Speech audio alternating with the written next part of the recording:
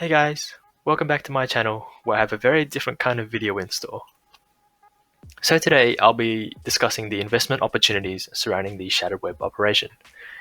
Now the Shattered Web operation just ended earlier this week, so what does that mean for you?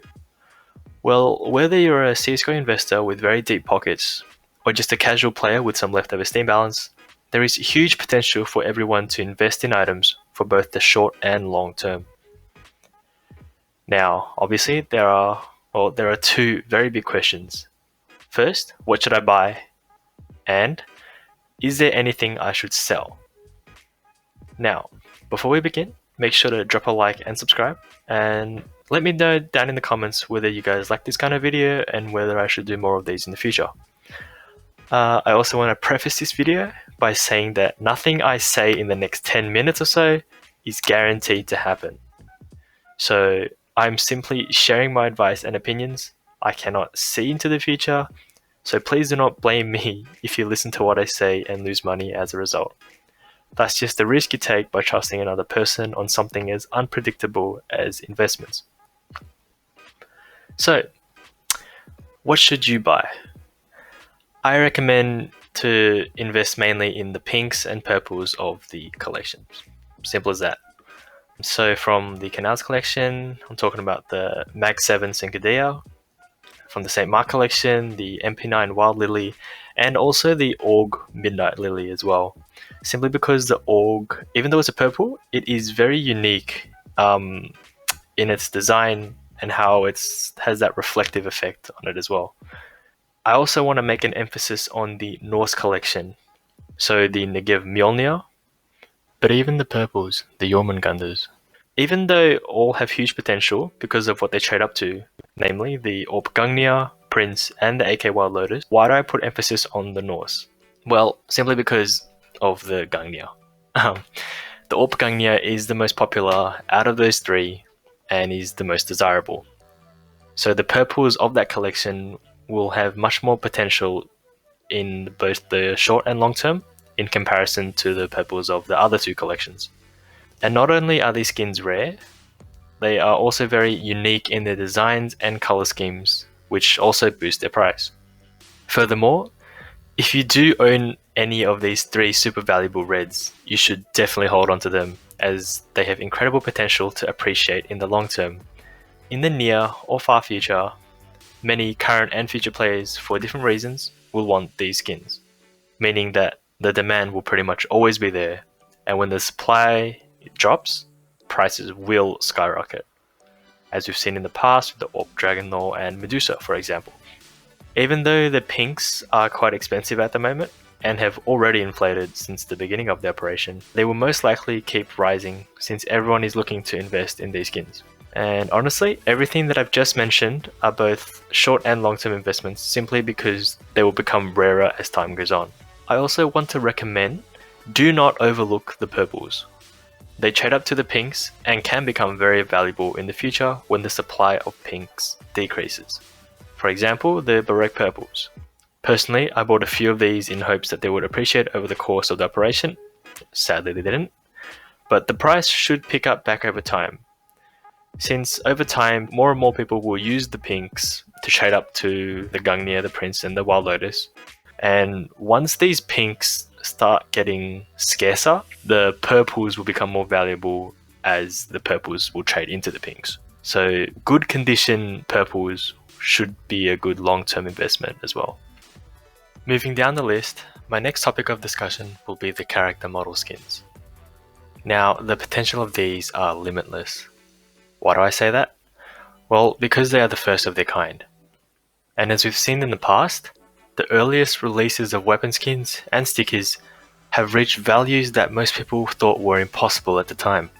But of course the question is, which agent skins have the most potential? As most of you would have probably guessed, my best pick is Ava. Not only is this a master agent, it is also the only female character skin as of now. But there are also several other good options such as the Doctor, Rigsaw, Mr. Mulik, and pretty much any of the more expensive player models, since the cheaper ones tend to look more basic in their designs.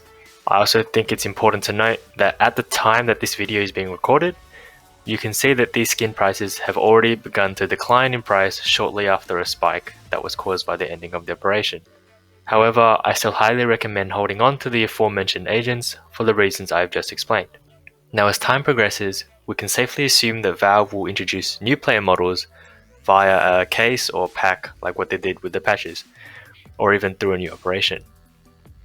These new additions may cause the current agents to increase in value, as many players like to have the classic skins in a time when there are many to choose from, which is what happened with the older weapon skins. Moving on, I also want to quickly touch on the ShadowWeb case. This should be a very stable long-term investment since their supply is cut off due to the ending of the operation. Now, as you can see, the price of the case is already beginning to increase shortly after the operation finished. Now, in terms of the case skins, in general, they will most likely appreciate over time, so I also recommend holding on to these high quality skins from the case. Now I want to talk about stickers. So the gold web foil is the most obvious. It looks amazing and it's the only pink in the sticker collection, meaning it's rare and it will be very valuable in the future.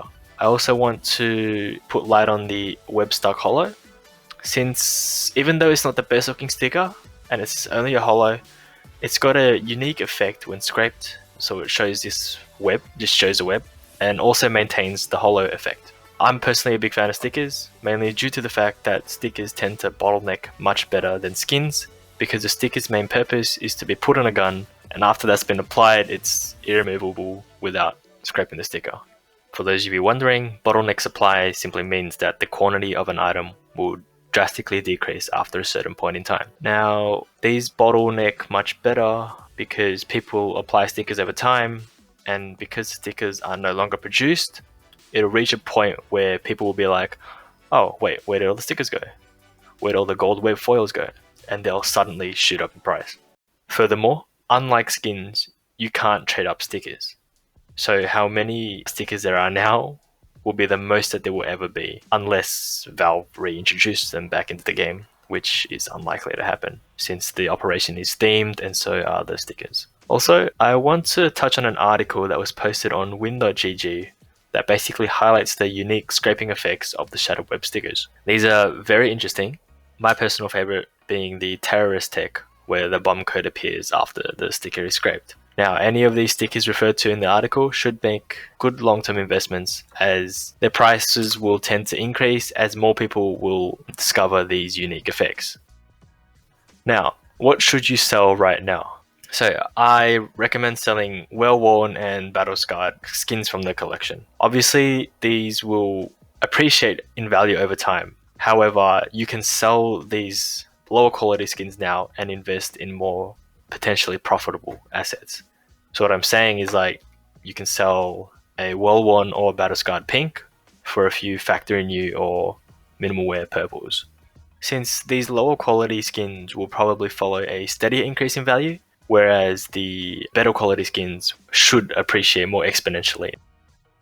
So finally, the last big question: when do I sell my investments? Honestly, that's up to you. If you're happy to sell an item after it's gone up by $1, no problem. If you're happy to sell an item after it's gone up by $100, no problem. Profit is profit. That is a very important thing to understand. As long as you sell the item for more than what you originally bought it for, you shouldn't be complaining. Now, of course, there are things that will depreciate after a certain point or skyrocket in price, like we've seen in the past, but that's the risk you're willing to take as an investor. So that concludes the video. If you made it this far, thank you so much for watching. Please like and subscribe. Follow with me on Twitter and Twitch, and don't hesitate to show some of your thoughts in the comments down below. So yeah, once again, thank you very much for watching, and I'll see you all in the very next video.